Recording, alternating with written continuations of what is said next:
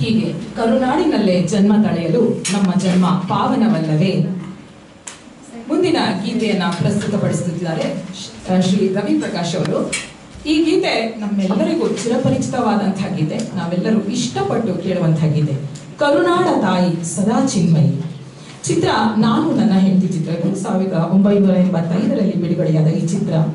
ಇದರ ನಟನೆ ಶ್ರೀ ವಿ ರವಿಚಂದ್ರನ್ ಅವರದು, ಸಂಗೀತ ಶಂಕರ್ ಗಣೇಶ್, ಸಾಹಿತ್ಯ ಶ್ರೀ ಹಂಸಲೇಖ, ಗಾಯಕರು SP ಬಾಲಸುಬ್ರಹ್ಮಣ್ಯಂ.